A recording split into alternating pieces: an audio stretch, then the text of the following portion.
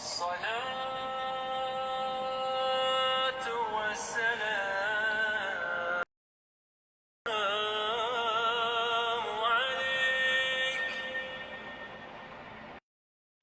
عليك يا Bobo Diallo on jarama onon kadi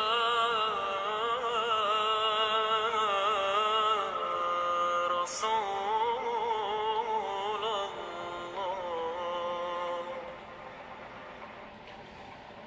musidɓe an julɓe tedduɓe sutiɓe lam fewdo ɗo ka ɗerol meɗen ka live meɗen en direct mahin ka gesa miɗo yetta Allah subhanahu wa ta'ala handuɗo e yettede Allah subhanahu wa ta'ala waɗuɗo ko foddiri yettede handuɗo jarnede harnuɗo weltanede harnuɗo handuɗo e mantede saabu ɗiɗo moƴƴereji makko e dow meɗen wa ma bikum min ni'matin fa min Allah. kala konko andanɗa hoorema hino e meɗen immorde e moƴƴereji nemaji ɗum ɗo fof ko immorde Allah tabaraka wa ta'ala. idan oɗo Allahu subhanahu wa ta'ala ko handuɗo e yettede ko handuɗo e jarnede en jarnimo en weltanike mo en duwanike annabi meɗen muhammadin sallllahu alayhi wa sallam mo Allah nuliri yurmede eɗen toro Allahu subhanahu wa ta'ala yalla ɓeydu jam e kisiye e maɓɓe kamɓe e yimɓe bele bo maɓɓe ɗum woni gueɗalɓe maɓɓe taniraɓe maɓɓe tantiraɓe maɓɓe duwanoɗen suddiɓe maɓɓe ɓen kadi woni neniraɓe meɗen ɓen ummahatul mu'minin ɓe woni e sengo dow muɗum ka arande e ka heccugol ka duuɓi yumma meɗen khadijatu bintu khuwaylidin ha hewta ɓurnoɓe fanɗude duuɓi ɓen e maɓɓe towuɓe darja ka Allah tabaraka wa ta'ala yumma meɗen Aisha radiallahu anhunna ajmain. yo allahumma taala ɓeydu jam e kisi e maɓɓe yo allahu tabaraka wa taala luttintin barki maɓɓe e ɗeɗo mofte wa taala yafana e bakkatuji men ɗin. haray musidɓe julɓe tedduɓe jama on ɗaɓɓirno e yewtugol toɓɓere ka live ɗome o woni yewtugol ka mahin ka gesa ɗo yewtugol fi ndeɗo toɓɓere ko fewndi ko wona wolede fi muɗum al mawlidi nabawi jibinede oɗo annabijo sallllahu alayhi wa sallam yewtugol ñawoje muɗum yewtugol ko karamakoɓe dina maki fi muɗum ko honto islamu classe julɓe ɓen e banggue muɗum kono haray hande en wawata yewtugol ɗum li diqal waktu saabu fanɗireɗe waktu on e saabu raɓɓiɗugol tammo marɗen on. mi yewtay en ɗo hande inchallahu e vidéo ji ɗiɗi vidéo aranon ɗo miɗo yewta ɗo hakkude ɗo e futuro sengo lagine ga futuro ngo woɗɗa haray mi daroyo haray ko marɗen ɗo ko 22 minutes minutaji nogay ɗiɗi yewtete yewtere meɗen aranere nden ɓawo ɗum haray darnen direct on darnen vidéo on artoyen e séquence ɗimmo fi lannitagol toɓɓere nden haray ko toɓɓere honde falɗe yewde fi muɗum ko fi ko wiyete kon ittiba'u sunna jokkugol sunna annabijo on sallllahu alayhi wa sallam ko honɗum wiyete sunna ko hombo wiyete jon sunna ewa kadi ko honno oɗo sunna duwa famirede ko moƴƴere honde kadi marɗen e nder jokkugol oɗo sunna wonaɗo wiyede sunna annabijo on sallllahu alayhi wa sallam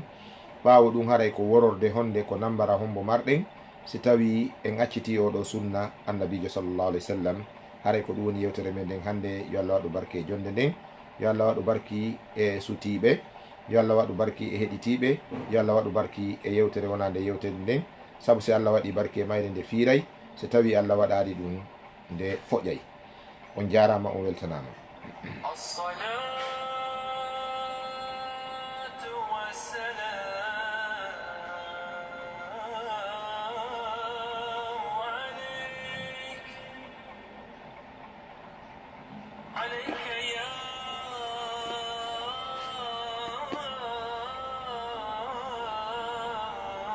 miɗo fala darude yoga e wonɓe darude en ɓen sutiɓe émission on ɓen wattanɓe haqqille programme on ɗo barnami jon haray mi anda ko ɗum woni point de vue maɓɓe on e yewtugol meɗen nde ɗo toɓɓere fi jokkugol sunna annabijo on sallllahu alayhi wa sallam. miɗo yettade mi dara tawi mi hendoto ɓe wiyeteɓe ok ceerno ahmadou bari dale haray ɓe naati. Assalamu aleykum wa rahmatullah. wa aleykum assalam wa rahmatullahi wa barakatuh. Oustaz mi salmini on boyi mi landike si tawi hiɗon e jam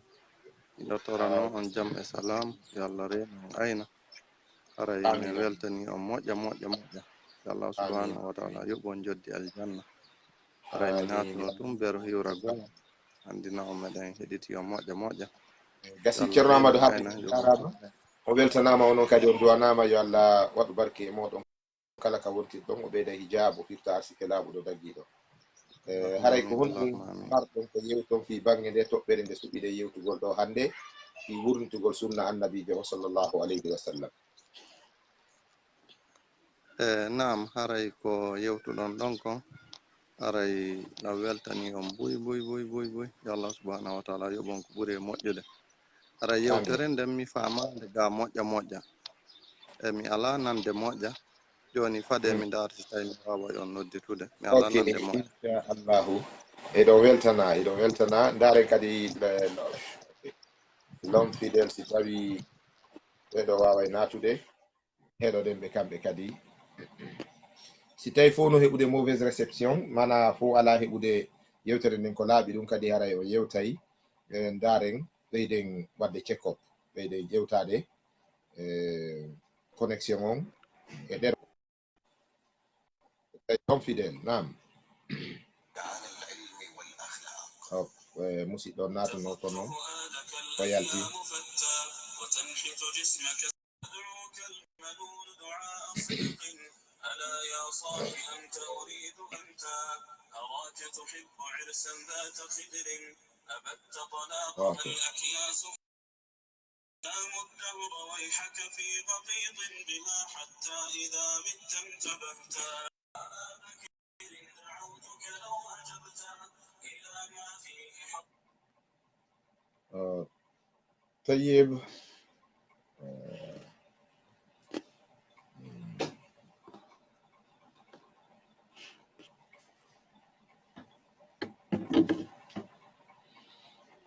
اوكي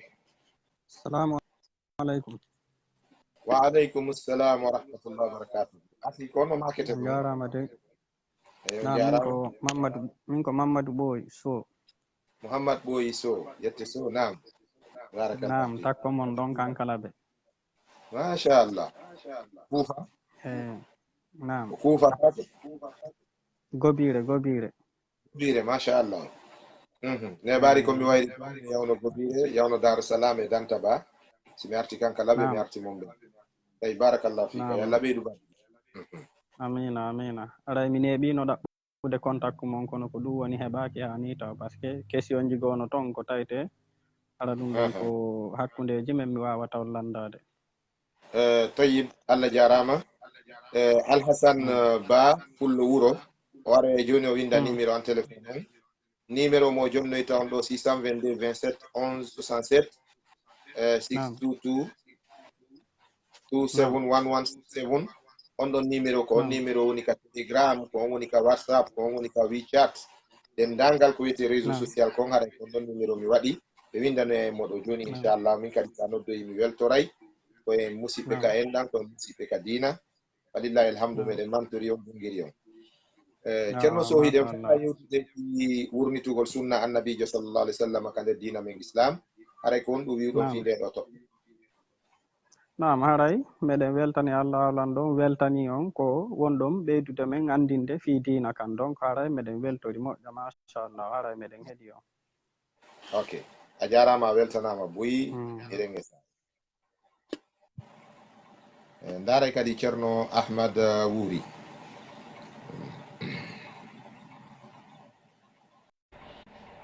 miɗo weltano Alhasan Ba Pullo Wuro miɗo weltano dendangal jama wondaɓe nder gaɓen alhamdulillahi on fof on weltanama musidɓe julɓe tedduɓe ko falaɗe yewde fi muɗum e nde ɗo ñalade teddude barkinade ko fi jokkugol ma no wi'e wurnitugol sunna annabijo on sallllahu alayhi wa sallam ka dina meɗen en fuɗɗoray taw andingol ko honɗum wiyete sunna si wiyama sunna ka dina islam ko honɗum wiyete sunna ɓe wi oɗo sunna ko naniten no wi'e sunna ko kalima ko konngol bimana ko konngol ngol andanɗa hoorema ko seekangol yaltina e ko wi'ete kon jokkugol ma yiirede ma laawol. si neɗɗo yirama hunde o andirama nde o wuridi e mayre o jokkodiri e mayre haray na ngalaw nde wi e kaari ɗum ko sunna makko non. Si wiyama ɗum ko sunna makko haray waywa si wiyama ɗum ko laawol makko gurdan. ko ɗum waɗi kalimatu sunna ɓe wi ko kalima mushtaqa ko konngol sekangol e ko arabu yata kon sanna ya sinnu no wiye kadi waya sunnu sunnan aw sannan wiye sanna ya sinnu himo wuuridi e hunde nden himo wuuridude e mayre. no wiye kadi sanna ya sunnu yani himo ɗatini hunde nden himo ɗatinde nde. wiye kaari no waɗi hunde nden ɗatal muɗum, kaari no waɗi hunde nden jokkete ɗum muɗum, ma kaari addi hunde nden ko hanande jokkede, ko ɗum ɗo wiyete sunna kaari. si tawi wolirama noon wiye ka haala arabu fa huwa masnunun, nden hunde ɗon ko sunninande. no wiye kadi wa sanna al amra ay bayyanahu, kaari o sunnini hunde nden bimana o ɓangininde. ko ɗum waɗi no are wi'e e ɗen ɗe karamakoɓe ɓen fino famora wonde wa sunnatu hiya tariqatu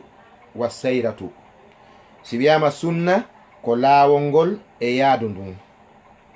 laawol ngol. si wiyama sunna on ko bimana laawol ngol. si wiyama sunna annabijo on ko wona wi'ede ko laawol gurdam maɓɓe, ko laawol diina maɓɓe kamɓe annabijo sallllahu alayhi wa sallam, konko ɓe wonuno e hoore muɗum ɓe wuuri e muɗum.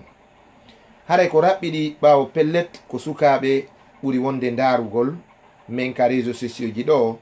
no raɓɓiɗa faamingol wonde ko wiyete sunna no waywa ko wiyeten ko mode ma wiyen style. sa wiide lifestyle of oustaz Mouhammad Saidou Sow, faami inne style oustaz Saidou Sow mo ɓe wuuri on e muɗum, mana ɗum ko sunna maɓɓe on ɗum fino faamiren. si wiyama sunna annabijo on Muhammadin sallllahu alayhi wa sallam, haray ko wiya ɗo ko laawol annabijo on, ngol laawol ngol ɓe wuruno e dow muɗum. ko ɗum waɗi karama ko ɓe wi'i ɓe wi'a sunnatu hiya tariqatu wa sayratu mahmudatan kanat am mazmumatan.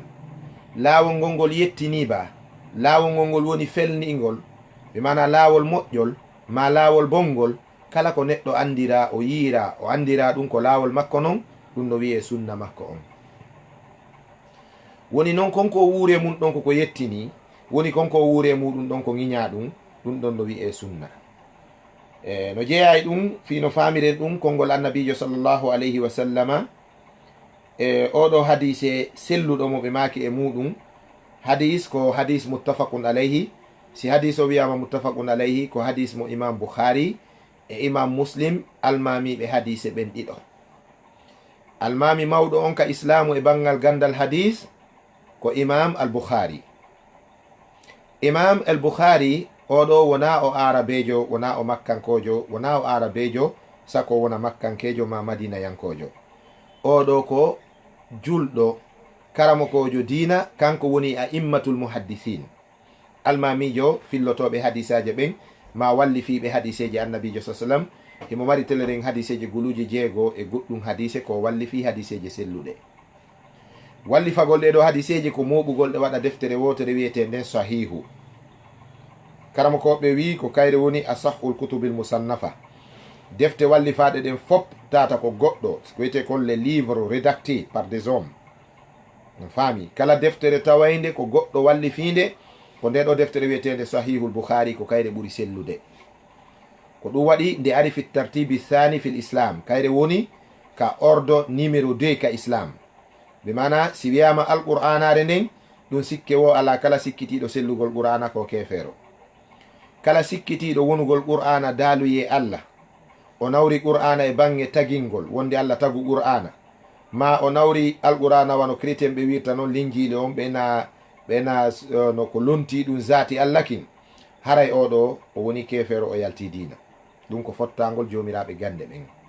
alqur'anu laysa bi makhluqin bal huwa kalamu rabbil alamin. alqur'anare nde wonande tagade, Allah taga qur'ana, Allah yewtu alqur'ana. joni noon nde alqur'anare tawayde ko nde kalamu rabbil alamina, ko nde daaluye Allah, ko nde yewtere Allah. si iwi e mayre ka islam, defte tugorteɗe ɗen ka hoolaɗe, haray ko nde ɗo deftere wiyetede sahihu al Bukhari deftere nde imam Bukhari filli yani walli fi nde ko hikka e mayre ɗum ko jomiraɓe gande aramɓe ɓen fottani ɗum wona sakkitiɓen ƴettugal gandal ɗo e aramɓe ɓen sabu kaɗo dina ko bisanadi wal isnad dina kan ko tugorde wona yontigi fifido wowla ko yo jokku kon ko tawi kon kadi tawanna ko wowa e mbowdiji yimɓe koko iwi ka bindi selluɗi immorde alqur'ana ma sunna annabijo on sallllahu alayhi wa sallam. Imam al-Bukhari e miñan makko ka kamɓe almamiɓe hadise ɓen wona ɓe miñan e dambe kono ko ɓe miñan ko miñan makko e gandal hadis. Woni imam Muslim ɓeɗo ɗiɗo fottani sellugol o hadis momi woni en addande ɗo mo be e maɓɓe filli oɗo hadis ka deftere muɗum. Annabijo sallllahu alayhi wa sallam ɓe make nder oɗo hadis la tattabi'unna sanana man qablakum shibran bi shibrin wa dhira'an bi dhira'in haka sakkitorde hadise ɓe maki hatta walaw dakhalu jahra dobbin la ataytumuhu ko on ɗum woni oɗo hadis annabi sa sallam maki la tattabi'unna ma on jokku sanne sanana man qablakum ko on woni sanne pellet ko on jokkay sanana laawi sanana boodiji sanana trasji sanana wowaɗi sanana wallinaɗi fiyo jokke man qablakum ɓe yattinoɓe on nelaɗo sallam maki shibran bi shibrin wa dhira'an bi dhira'in cuɓal e cuɓal taɓande e taɓande ɓe makoy ka sakkitorde hadis haysi ɓe naati e nder gayka yeendu on jokkayɓe nder ton kono ɗum fof himma en hadis on wona bayana wonɗe mo waɗirde bal en dallinora mo woni ka andingol ko wiyete as sunna. Annabi sa sallam maki la tattabi'unna sanana man qablakum ma on jokku laawi ɓen attiɓe on honɗum woni ɗum sunnaji maɓɓe. haray kalima sunna oɗo ko yalti ko e ko wiyete kon trace wallina ɗum laawol hanagol jokkede ko honɗum no woni ko raɓɓiɗi ko faala ɗen yo jama on faamu. Si wiyama sunna an on min haray ko laawi an ɗi mi wallini fi nguure an e gurdan an e komi woni e dow muɗum. Si wiyama sunna maɗa ko trace ji maɗi wallinɗa ɗin fi nguure maɗi wonɗa e dow muɗum. Amma si wiyama sunna annabijo on sallllahu alayhi wa sallam koko annabijo on wuruno e dow mum kon ɓe dininori ɗum ɓe woni e dow ɗum ɓe janni ɗum ɓe holli ɗum ɓe andini ɗum ɓe wowtini sahaba ɓen ɗum ɓe faati ɓe accani mofte ɗen ɗum ko ɗum wiyete sunna annabijo sallah sallam. ɗum ɗo ko fituyi en andu dina gasata ɓaawo ɗum sabu koko nelaɗo gollirno dina kon no ɓe gollirno non e ko ɓe golluno kon e façon no ɓe gollirno non e no ɓe gollirayno non ha ɓe acciri ɗum sahabaɓe wuuri e dow muɗum ha ɓe feƴƴi taabi una en tokki ɗon taabi uttaabi ina en tokki ɗon enen kadi iwtireɗen ɓaawo ɗon tawɗen ko ɗum woni dina ko ɗum wiyete sunna annabijo on sallllahu alayhi wa sallam. تفت فؤادك الأيام فتى وتنحت جسمك الساعات نحتا وتدعوك الملول دعاء صدق ألا يا صاح أنت أريد أنت أراك تحب عرسا ذات خدر أبد tawi musidɓe an julɓe tedduɓe sutiɓe lan ɗo kaɗerol mahin ka gesa ɗo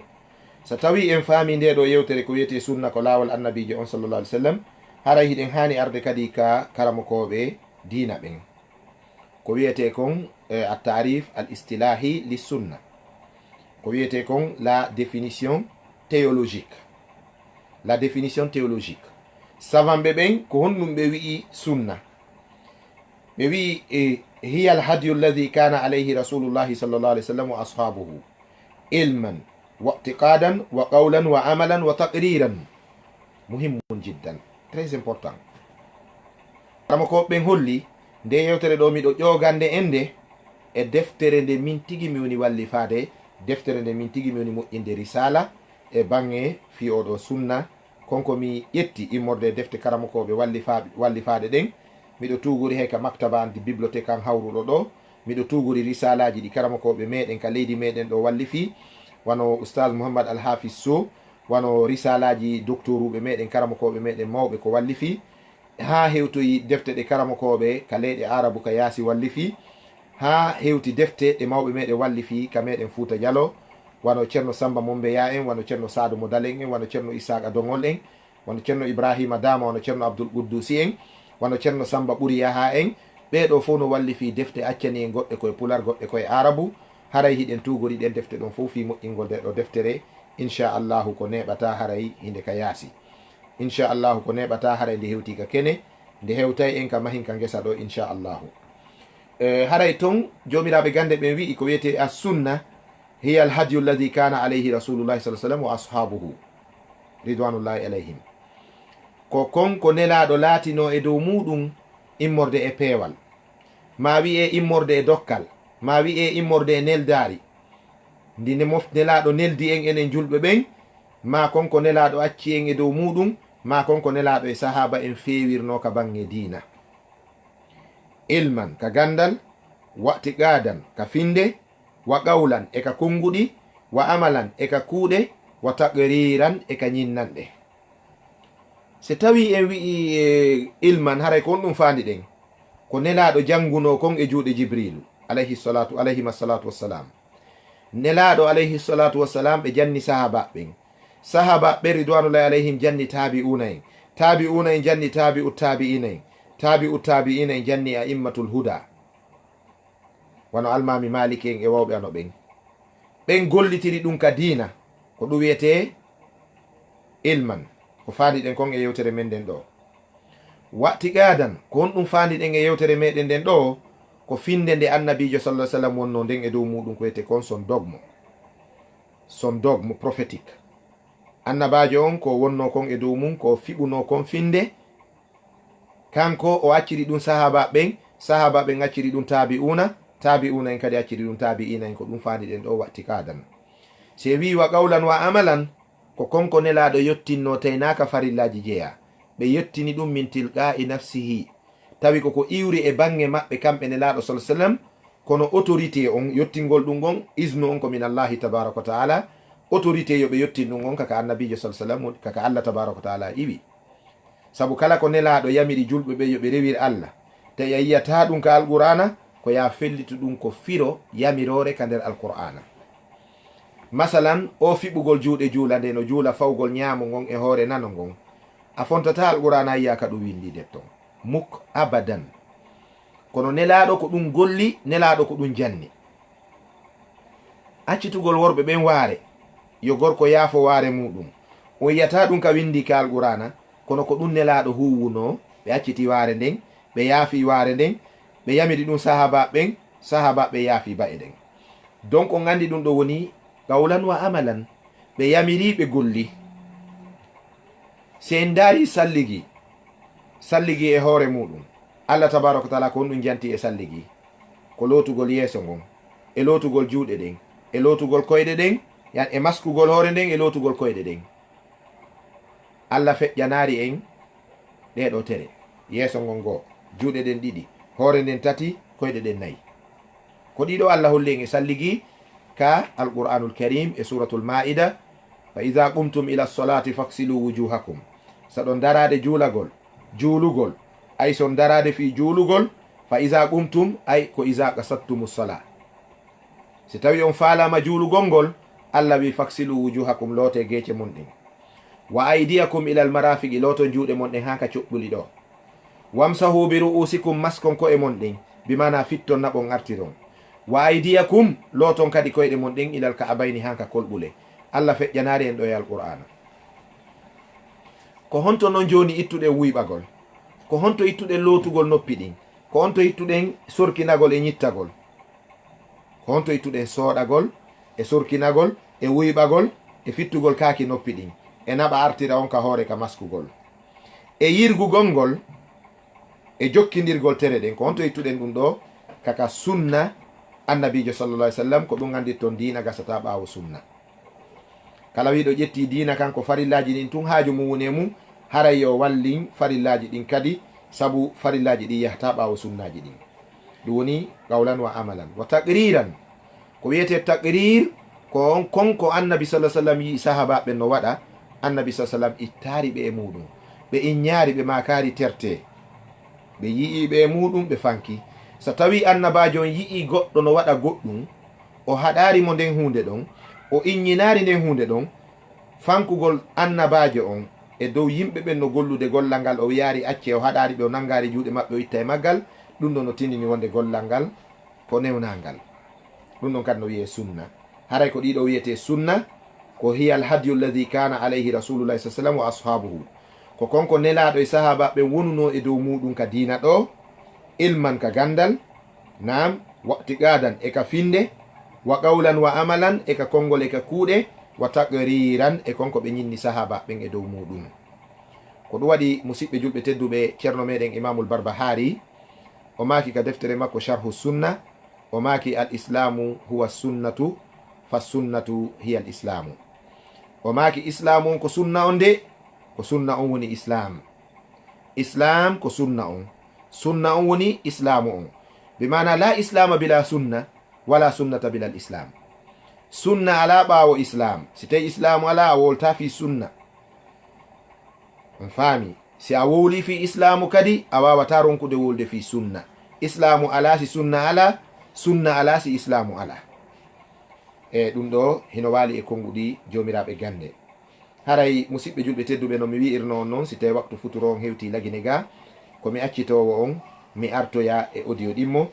haray sunna on no fecci kon geɓe hino toon ko wiyete sunna itiqadiya sunna on no fecca ha e geɓe joyi sunna itiqadiya sunna qawliya sunna fi'liya sunna taqririya e sunna tarkiya ko ɗum woni sunna itiqadiya ko ɗum wiyete sunna findeyanko konko fiɓete ka finde tawa ɗum ko sunna masalan fiɓugol allahu tabaraka wa taala kanko tagi ɗum ko on ɗum na sunna noon ko farilla noon fiɓugol en wuri e mayey ɗum ko farilla noon naam joni noon konko damboto e ɗum immorde ko ɗum ɗon tindini kon tawata koye hoore ɗum ko fiɓuɗen konko ko fiɓuɗen ɗa sellata adiya sunna findeyanko mana sunnaji ɗin ka finde ko wiyete sunna qawliya ko konko annabi sallallah sallam yamiri yo waɗe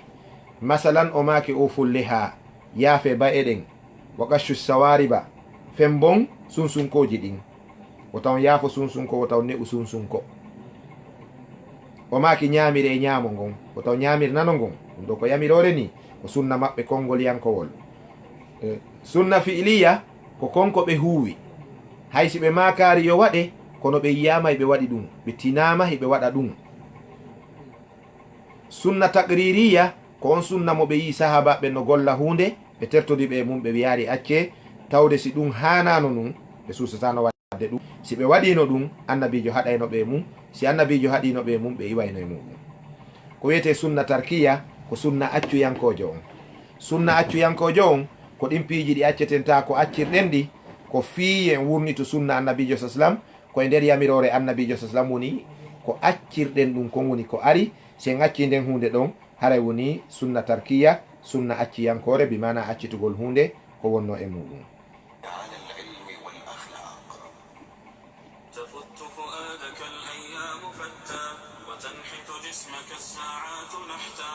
وتدعوك المنون دعاء صدق ألا يا صاح أنت أريد أنت أراك تحب عرسا ذات خدر أبت طلاقها الأكياس بتا تنام الدهر ويحك في غطيط بها حد طيب musidɓe an julɓe tedduɓe hara nde ɗo toɓɓere fiyen wawude rawnade ko ɗum waɗi wiwɗen ka risala nder ton husil qa'idata allati zakaraha al imamu shafi'i alayhi rahmatullahi fi risala imamu shafi'i no mari deftere wiyetende ar risala nden deftere harana a risala nde ande anduɗen nde ndi samru dani on samru dani a risala nde anduɗen nden kamen no wiye a risala ko deftere ibnu abi zayd al qayrawani on ibnu abi zayd al qayrawani no windi deftere wiyetende a risala ko nde wiyeten samru dani wiye a risala on ka me'en imamu shafi'i kadi no mari deftere nden kadi no wiire noon nden kadi no wiye ar risala imamu shafi'i yu maki e nder nden deftere wiyetende ar risala o maki fataqadahu rasulullahi sallallahu alaihi wasallam i'taqadnahu wama qalahu rasulullahi sallallahu alaihi wasallam qulnahu wama fa'alahu rasulullahi sallallahu alaihi wasallam fa'alnahu wama aqarrarahu rasulullahi sallallahu alaihi wasallam aqrarnahu وما تركه رسول الله صلى الله عليه وسلم تركناه فهذه هي السنة عندنا. إمام الشافعي أماكي kala konko nelaɗo fiɓuno kon minen min fiɓi ko homwoni imamu shafi'i woɗo na o sahabajo. imamu shafi'i wona o tabi'inajo. ko mbo wiyete sahaba ko kala neɗɗo yiwɗo nelaɗo wuuridi e maɓɓe gomɗin islamum joguiti islamum dina ha mayi e dow islamum ko ɗo wiyete assahabi sahabankejo. o woni gorko woni debbo. siko gorko wiye sahabiyun siko debbo wiye sahabiya ka haala arabu. o wi noon kanko imamu shafi'i o maaki kala ko nelaɗo oɗo ko almamijo jeeyaɗo e almamiɓe mazahibuji ɗin bi mana ko wiyete ko les écoles jurisprudiques en islam ɓenta kon jurisprudical schools in islam. almami shafi'i oɗo no mari école imo mari duɗal imo mari mazhab o laɓɓini alqur'ana o laɓɓini sunna nabijo sallam e muɗum karama ko ɓe wi'i o jokke e konko laɓɓini ɗon saabu kala jokkuɗomo e konko laɓɓini ɗon haray o hewtika annabijo sallallahu alaihi wasallam wona wasi haray kanko woni ñentinteɗon. kanko imamu shafi'i yo maaki fama taqadahu rasulullah sallam itaqadnahu kala ko nelaɗo fiɓi minen min fiɓi. wama qalahu rasulullah sallam kala ko nelaɗo maaki min wi'i. wama fa'alahu fa'alnahu konko nelaɗo huwi min huwi. ko nelaɗo acci yimɓe ɓen e dow mum kon min accidayɓe e muɗum. ko nelaɗo terti kon fof minen min tertike. imamu shafi'i yu maaki ko ɗum ɗo woni sunna on ka amen. joni noon haray ka khulasa ka résumé ko honɗum woni seede oɗo sunna ko yo jogite ko honɗum woni seede oɗo sunna ko yo tambite oɗo sunna ko yo jaɓe o gollitire. allahu tabaraka wa taala wi en ka alqur'anare teddunde wama atakum rasulu fakhuduhu wama nahakum anhu fantahu wattaqullaha inna allaha shadidul iqab. o wi kala ko nelaɗo on addani on kon jaɓe jogito ɗon kala ko nelaɗo on haɗi on e muɗum kon haɗite woɗɗito ɗon. o wi huule allah allah no tiiɗi lette. oɗo aya ko dalil wonde sunna on ko yen jogitomo ka bangal hadiseje ngala ɗuɗɗinde ayaje ɗen hiɗe gaɗe buyi e alqur'ana tawayɗe ko ɗe dalil tindinɗen wonde si nelaɗo maaki koyen maaku ko ɓe maaki kon diininoren maakugol ɗum rewiren allah maakugol ɗum. masalan ko nelaɗo tayyorno kon ɓe tayyi ɓe janni sahaba ɓen ka nder julde sen tayyori ɗum hiɗe mari baraji sabu en wurniti ko nelaɗo huwuno kon. a jangata ka alqur'ana ka windi ko nin tayyorte ma ko ɗum ɗo tayyorte ma ko yo tayye. kono nde allah yamirno juulugol ngol ka alqur'ana nelaɗo tindini en ɓe holli en no juulitte noon no jeeya ko ɓe holli en kon no juulitte townugol juuɗe ɗen ka habbirgol ha nde feppodira e balaje ɗen ɗo ɗiɗi ma ɗe feppodira e noppi ɗin ɗiɗi. no jeeya ko nelaɗo tindinno en kon ko ɓe jannin ka nder julde tawa fawgol jungo ñaamo ngon e hoore nano ngon fiiɓa ka nder julde gorko e debbo. no jeeya ko ɓe tindinno en kon so tawi en ɓantike ka ruku townitugol kadi juuɗe ɗen kadi wasi en habbira e woni kesum on tuma noon sujuud. sen immike kadi ka sujudere kadi en ari kadi ka darde ɗo en fuɗɗitade jangin ngo ɗon kadi townugol juuɗe ɗen kadi habbira fiɓaɗe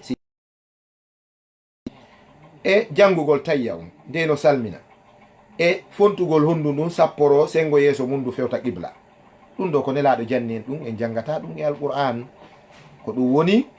ɓay nelaɗo addani en ɗum allah wi fakhuzuhu jaɓe ɗum. wama atakum rasulu fakhuzuhu woɓɓe wiya yo ngaya fama atakum fa ala ɗon ko waaw yorɗo won ɗon. wama atakum rasulu fakhuzuhu wama nahakum anhu fantahu konko nelaɗo addani on kon jaɓe jogito ɗon konko nelaɗo haɗi on kon rente woɗɗite. oɗo ko aya laaɓuɗo posni e bange jogitagol ko nelaɗo addi kon ko wiyete sunna maɓɓe on kon. se ngari ka hadiseje ka sunna annabijo sa sallam ɗum kadi no ɗuuɗi laato addu fi jilsa wahida en wawata lintugol ɗum kadi e jonde wotere. nelaɗo sallam no maka alaykum bi sunnati kamɓe tigi maki alayhi salatu wassalam ɓe maki alaykum bi sunnati jogite sunna an on mi fawi on sunna an on wa alaykum bi sunnati ɓe maki jogite sunna an on. e nder hadise go ɓe maki ma in tamassaktum biha lan tadillu fanni hiɗon jogiti o sunna an ɗo on majjata few fanni on accitari sunna an on majjata ɓe mana no ɓe gollirno dina non no ɓe huwirno dina non ko ɓe wuuriduno e dow mum konka dina ɓe maki fanni on accitari ɗum iblisa majjinta on. donc haray bange séquence arano on e yewtere men nden hiɗen ara ha sengo ɗo inchallah.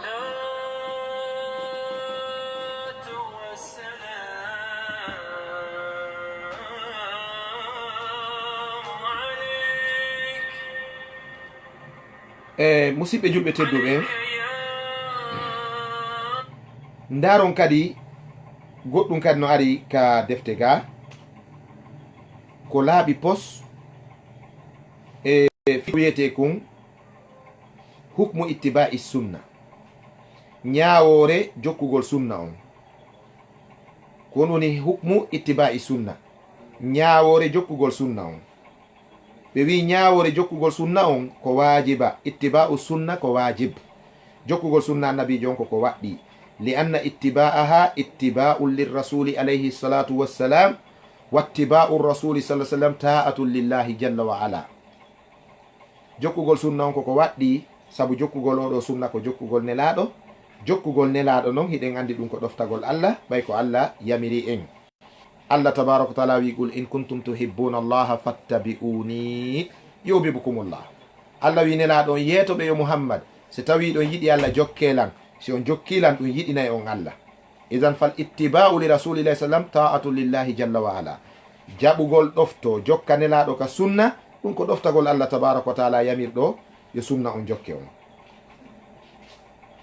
dalilaji waɗɗagol jokkugol sunna on no ɗuuɗi e wawata lintugol ɗum. wa min adillati wujubi dhalik anna al ittiba'a shartun li qabuli ibada. no jeeya e dalilaji ɗin waɗɗagol jokkugol sunna on, tawde jokkugol sunna on no jeeya e sababuji fiyo dewal ngal jaɓe. nam wa min tilka al adilla no jeeya e ɗin dalilaji ɗon ka Allah wi ɗon qul in kuntum tuhibbuna allaha ka surat al imran, si ɗon yiɗi Allah nelaɗo yeetoɓe wiyaɓe fattabi'uni jokkelan ko ɗum yiɗinta on Allah. nam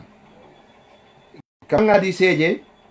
so daari annabijo sallam e nder o hadise juutuɗo, hadise irbadu bun sariya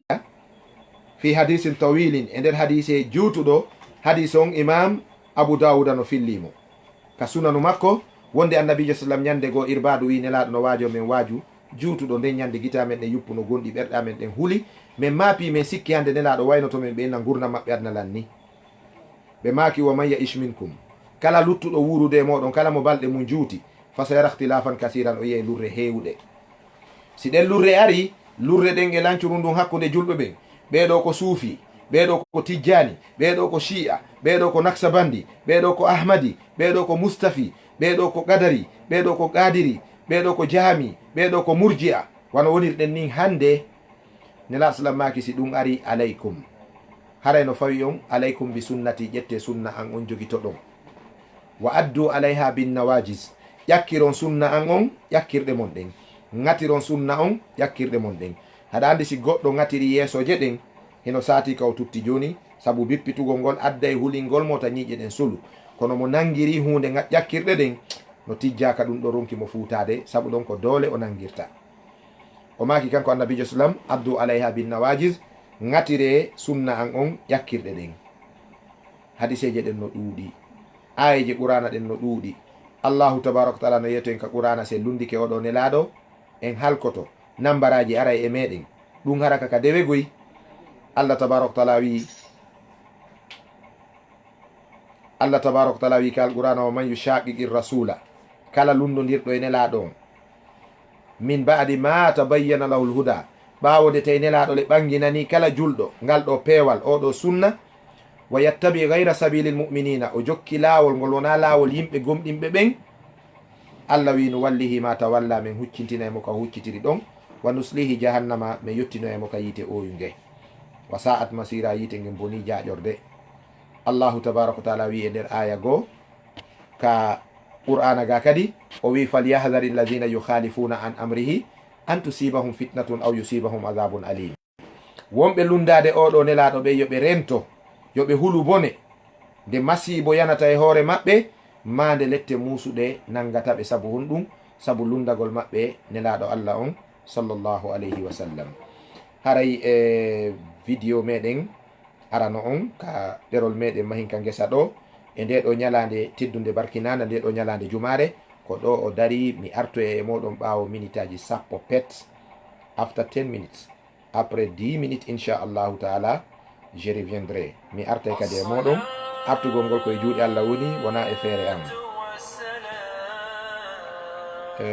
Ceerno Alhasan Pullo wuro miɗo falanoya maku mi naɓi hondu mi ɓannima ka mboto ga miɗo falanoya maku kono mi yaari no newi taw.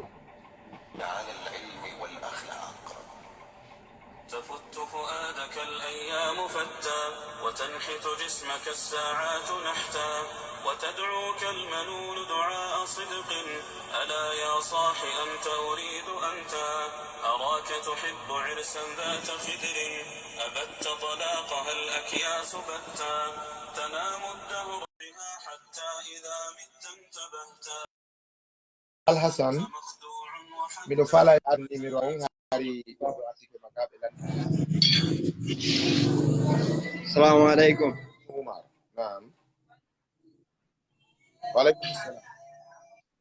Yawnu Ceerno Umar. Naam, ustad ko London mi mari ɗo ko mi landoto on so tawi mi faala on landade inchallah. Artoy ka vidéo ɗimmo ka séquence ɗimmo inchallah ɗon en ƴetta e lande ɗen ɗo juste meɗen fala si ɗo jogui takka ɗum koyete appréciation bange thème yewtugol fi sunna annabijo on sallallah sallam aray amanda ɗon si temon no hawranma holla si temon no moƴƴani jama on holla si tawi kadi o ala importance aray on tuman e yewta e fi yamulan Non inchallah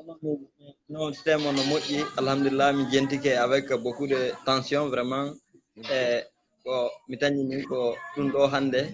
ɓuyi e majja inchallah haray miɗen weltori moƴƴa gila fuɗɗi ɗon ɗo lan suivi haray min tori Allah subhanahu wa taala yo Allah yoɓon ko ɓuri moƴƴude e joddi miɗen a jarama on partout ko way chap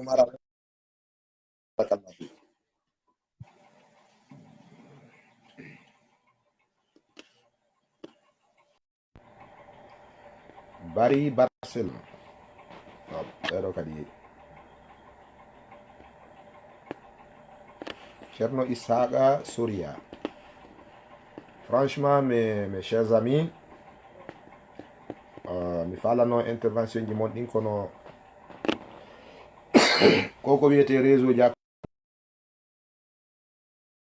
Hassan ɗa wawi addude numéro téléphone on ka écran buyi landike.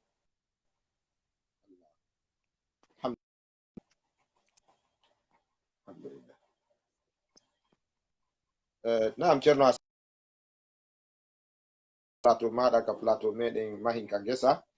ko ɗum ɗo woni tem meɗen on hande yewtugol fi wurnitugol e jokkugol sunna annabijo sallallahu alaihi wasallam. Naam, assalamu alaikum wa rahmatullah. Wa alaikum assalam wa rahmatullahi wa barakatuhu. Naam, haray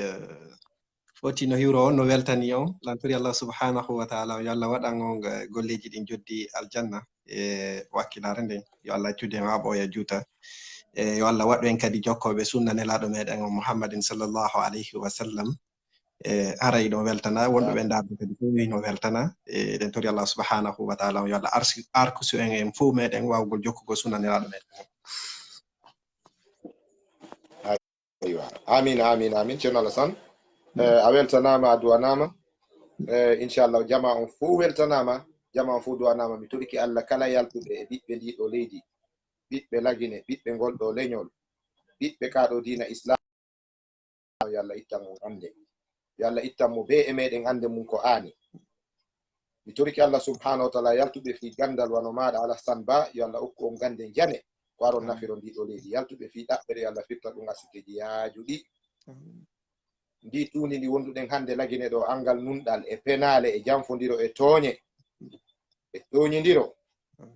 e yuɓɓugol penale haɓɓito ɗum wona e gonga yo Allah ittan en ɗum yo Allah ittan en ɗum yo Allah chansan en ndi ɗo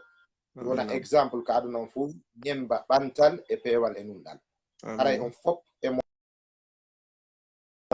mi salmini oustaz Mouhammad Saïdou Sow mi salmini oustaz Mouhammad Bari mi salmini dendagal karamokoɓe wal. Assalamu alaikum wa rahmatullahi wa barakatuh.